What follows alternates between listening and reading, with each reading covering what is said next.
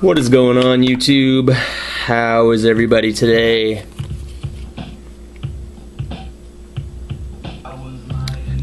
That's horrifying. Today I want to talk about the Russian Futurists album called The Weights on the Wheels, released in 2010 on Upper Class Records.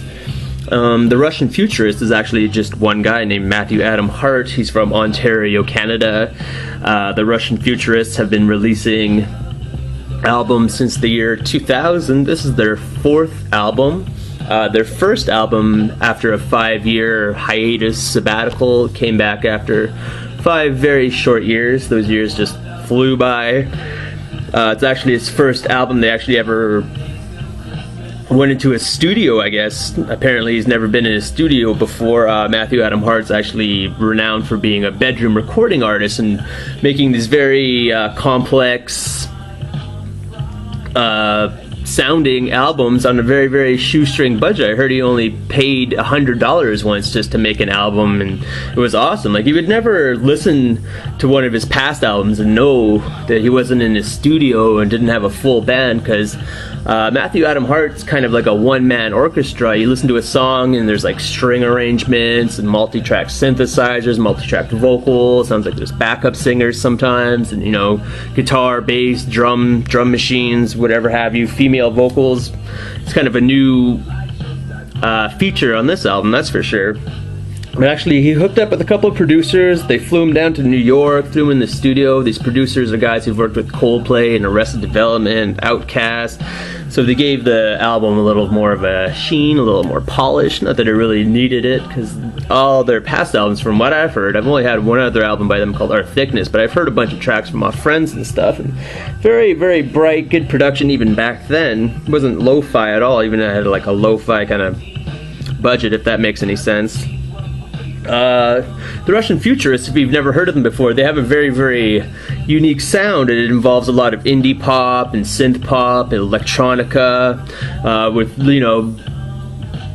generous helpings of like funk and R&B and disco in there. It's very upbeat, very dancey, very much so synth and drum machine based. It's got all this kind of like, a lot of people online could say like it's a hip-hop beat and like very like basic hip-hop beats, just with his kind of, I don't know if he's got a distinct singing voice, but it's recognizable. He's got this kind of, I don't know if it's half-sung, but it's processed vocals.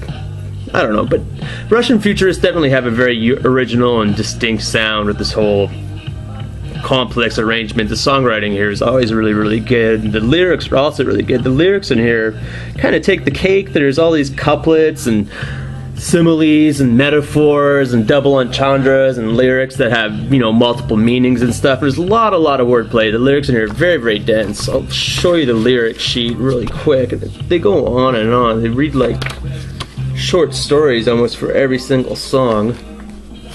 So there's a lot to remember if you're trying to remember how to sing these. But yeah, all his albums all have a very similar formula. They're all very upbeat, like I said. They all have this whole kind of synthesizers, vocals that are processed. Even the moods are always the same. There's not a lot of variation mood-wise, sound direction-wise, but they switch it up enough. The album is not that long, so it doesn't really get all that monotonous. The album's only 10 songs and 37 minutes long, so it's, it doesn't overstay its welcome. The happy, chipper, joyous aspect of this album is not so happy that it gets nauseating. It's never on all the way into the realm of like twee pop or anything, where it's just blatantly happy. It's just kind of upbeat, feel good, interesting lyrics about, farming and surgery and getting beat up and going to the bar and one night stands. All these kind of romantic, kind of romanticized things about things that aren't usually romantic, like farming and stuff, and planting seeds and surgery and hunting, stuff like that, wasting your youth, getting drunk. The lyrics are always very interesting. I found they're actually kind of funny at some parts too. There's a little bit of humor here and there too. But other than that, their sound hasn't changed at all. If you're a Russian Futurist fan, you kind of know what to expect going into this.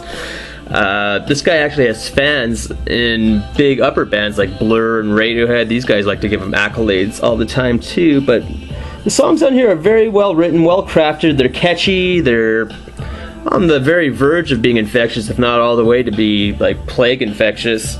Very, very, very poppy, very consistent, but like I said, the joy is never too nauseating. It never really got on my nerves. I found the whole album, you know, maybe not thoroughly enjoyable. There are a couple of lulls here and there, but what do you expect?